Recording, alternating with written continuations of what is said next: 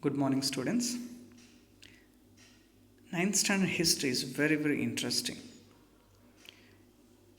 In two parts, that is in history and civics. In the first part, we discuss almost all the major religions.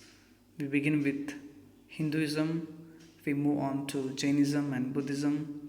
We discuss a little bit about Sikhism, then we move to Islam, then at last we discussed about Christianity. And very interestingly, in the second part, we discussed about Constitution of India, which binds all these religions together and makes India as a secular nation. So that's why it's very interesting, and we are fortunate enough to discuss all this year. And in this video, we are going to discuss about the two major religions of India, that is Jainism and Buddhism. India is actually home for almost four major religions, and in fact Asia is the birthplace of almost all the major religions of the world: Hinduism, Christianity, Islam, Sikhism, Jainism, Buddhism, or Zoroastrianism from Persia, or China gave birth to Confucianism, Taoism. Almost all the major religions took birth in Asia. So today, let's discuss about the two new religions, with Jainism and Buddhism, which emerged as a reaction to Hinduism around 6th century BCE. After the arrival of Aryans, that what we discussed in the early chapter, that is in two phases, in the early Vedic period and later Vedic period. So after the arrival of Aryans, they slowly started to settle in India. Initially, they were, as we saw in the early Vedic period, they were pastoralists. They moved from one place to another.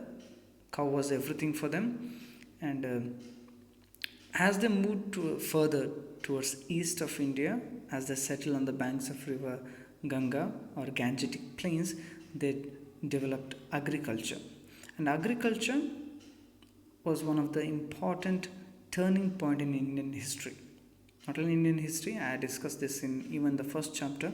So how agriculture changed the course of history. The reason is agriculture plus the Iron Age. Iron Age helped agriculture, especially farmers, to multiply their produce. So it helped them to be self-sufficient. So they grew surplus food.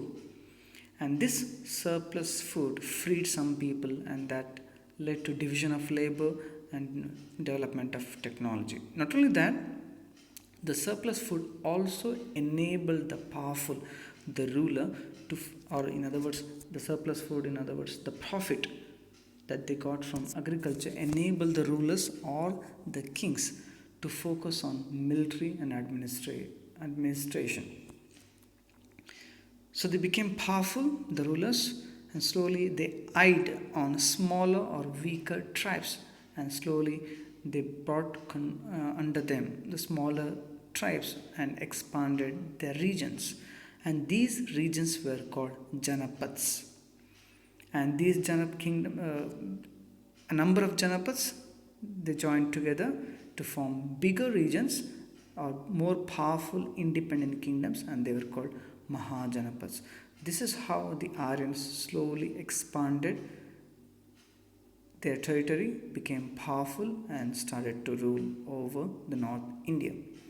Meanwhile, the 6th century BCE was a very interesting era in world history. The 6th century also gave birth to Zoroastrianism in Persia. Zoroastrianism, or the people are called as Parsis. We see a number of Parsis residing in Gujarat. China gave birth to Confucianism, founded by Confucius. And meanwhile, in India, we see the emergence of Jainism and Buddhism. So the two religions was just the birth of two religions was just a reaction to Hinduism. So in this chapter, we are going to discuss in detail so how these two religions emerged as a reaction to Hinduism, how they expanded their influence on Indian history.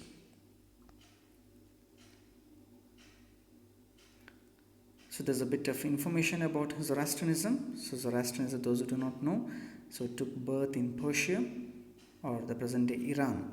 So the founder is Zoroaster or Zarathustra. The holy book of Parsis or Zoroastrianism is called Zend-Avesta, and they worship the god called Ahura Mazda or the wise god. So China, as I said, so in the same century, 6th century, Confucianism emerged, and the founder was Confucius. And India, Jainism and Buddhism. So we're going to discuss about these two religions in detail.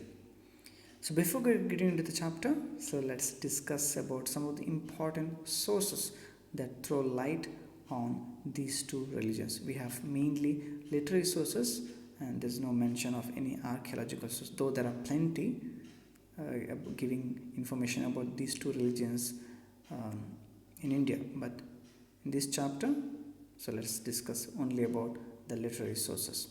So we have 3 literary sources. The first literary source is related to Jainism, that is Angas or Agamas. These are the texts that is written in Ardha Magadhi or Prakrit language, so belongs to Jainism.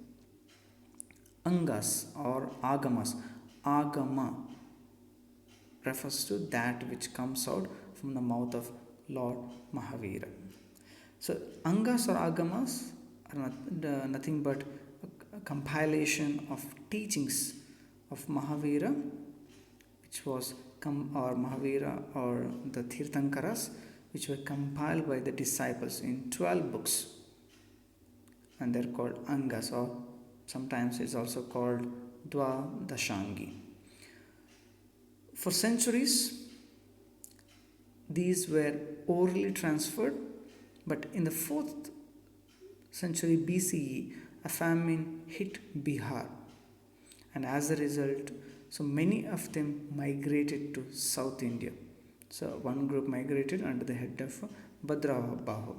So for the first time, they realized the need of preserving the texts. So as people migrated, leaving each other, so many of them felt that it has to be written. As a result, the texts were compiled.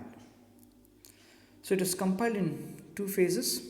So first phase, it was compiled in the first council, first gathering that was held in Pataliputra, so where 12 Angas were compiled, and in second council in Vallabhi, so the final compilation was done. So among the 12 Angas, the famous ones are the first Anga, so which is called Acharanga Sutra, mainly deals with the code of conduct for monks. And the most well-known among them all is the Vyakya Pragnapti. Vyakya Pragnapti, or it's also called Bhagavati Sutra, which deals mainly with Jain doctrines. So the later seers, they added 12 auxiliary works, so which are called Upangas. As a source, these Angas or Agamas give information about the religious life of Jainism, the vows, the doctrines, and also the philosophy of Jainism. The second source is the Tripitakas, or the holy books of Buddhism. So 3 Pitaka is nothing but the 3 baskets. The reason is, so, the early Buddhist texts were written on the palm leaves, and they were preserved in baskets. So that's the reason it got its name, 3 Pitakas. The 3 Pitakas are the Vinaya Pitaka, the Sutta Pitaka, and Abhidhamma Pitaka. So Vinaya Pitaka mainly deals with the rules and regulations for the monks and nuns. It also includes the life and teachings of Buddha, the ancient Indian history, the customs, art, especially prevalent during the 6th century BCE. The Sutta Pitaka tells about the speeches, so various speeches of Buddha and Ananda, disciple of Buddha, and Sariputta, another disciple of Buddha. It also has a part called Dhammapada, mainly deals with only the teachings of Buddha himself. The third basket is Abhidhamma Pitaka. So it mainly deals with Buddhist philosophy, the working of human mind and state of matter, and so on, about God, cosmology of according to Buddhism, and so on. As a source, the three Pitakas give information about the life and teachings of Buddha and his disciples, and also ancient Indian history. In other words, the Indian history of 6th century BCE. The third literary source is Jataka tales. So these are tales of life and previous lives of Buddha. So Buddha, in his previous life, he was born as in various animal form, and later he was born as a human, so exhibiting virtues. So all these are explained in the form of tales, which are called Jataka tales. So though it tells about the stories of previous lives, it doesn't give much information about real life of Buddha. Most of them are very mythical or fictional. But as a source, it tells or gives an idea about the political or socio-economic conditions or religious conditions of India of 6th century BCE. Also tells about Buddhist morals, ethics and principles in the form of tales or stories. So that's the source of both Jainism and Buddhism. Now, what is the cause for the rise of Jainism and Buddhism? As I said in the beginning, both Jainism and Buddhism emerged as a reaction to Hinduism. In the later Vedic period, we see the caste system became very, very rigid. So, as a result, a section of people rebelled against the corrupt practices, and that gave foundation for the emergence of two new religions. So let's see some of the important causes that gave rise to these two religions. The first, the reaction against ritualism. So ritualism in the later Vedic period became very, very rigid, very strict. Not only that, it became very expensive, and it was very much demanded by the priests or the Brahmins. But many people, especially the lower class or the poor, longed for a very simple and inexpensive faith. They didn't want a faith or religion which demanded money or demanded expense. So they longed for a religion which was devoid of such ritualism. Buddhism and Jainism, both the religion offered simplicity. As a result, many of them converted to these two religions. So that's the first cause. Second, corruption religion. So there was high corruption among the priestly class, especially Brahmins. They extracted money from the common people. They held more yajnas, offered more sacrifices, and all of them were very expensive. And these slowly started to dominate the society. They became very, very corrupt, and so people became very fed up of this priestly class. Apart from the lower class, including few of the Kshatriyas like Buddha, Mahavir and themselves, they were both Kshatriyas, they too condemned the corrupt practice of the priestly class. So this is also another reason for the rise of Buddhism and Jainism. Third, the rigid caste system or the strict caste system. So Varna system, that is Brahmana, Kshatriya, Vaishya, Shudra, became very, very strict. So restrictions became very strong among the classes. It became there was no chance of a Shudra to become a Brahmin or Kshatriya. It became the Varna system, the caste system became hereditary. Once you are a Shudra, you will be Shudra for generations. And there was absolutely no interchange of caste and no conversions at all. So caste system became very rigid, especially the lower class were oppressed, they suffered a lot, and they were waiting for redemption or freedom. Fourth, the difficult language. Sanskrit, the court language of most of the Vedic kingdoms, was the language used in almost all the scripts, mantras, shlokas, sutras and so on. This was very difficult for the common people to follow.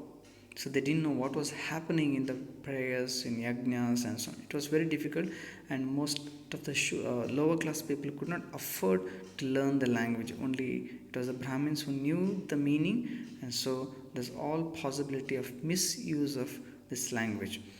And so, as a result, there was no spiritual satisfaction among the lower people.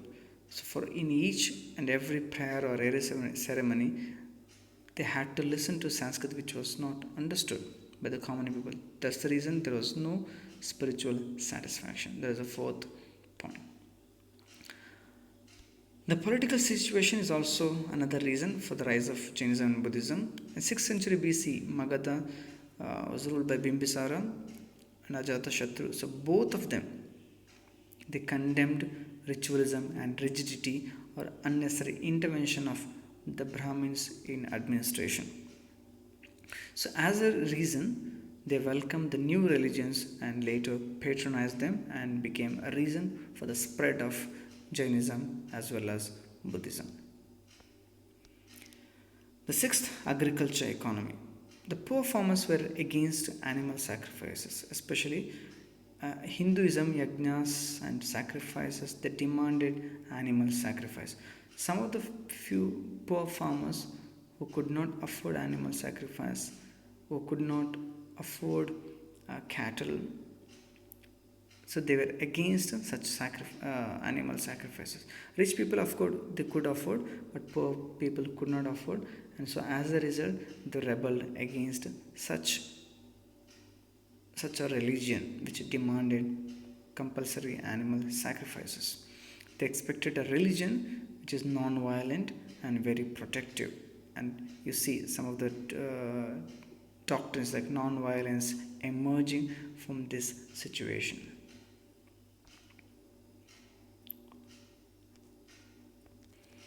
In the next part, let us discuss about Jainism and Buddhism in detail.